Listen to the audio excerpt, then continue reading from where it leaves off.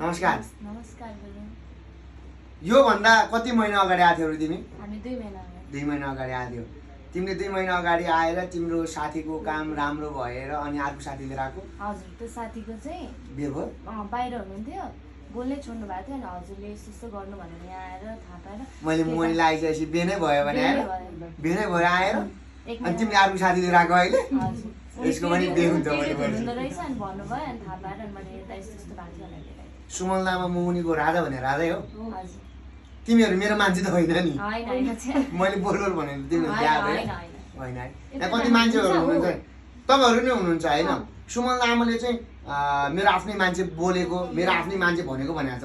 तपाईँहरूको अगाडि बोलाएको छु नि मैले? होइन त? ल भन्नुहोस्। तपाईँहरूको अगाडि बोलाएको नि मैले? कतिले भनेको छ सुमन लामाको आफ्नै मान्छे अरे। कस्तो पागल मान्छेहरू आउँछ कि मेरो आफ्नो मान्छेलाई मैले किन बोलाउने?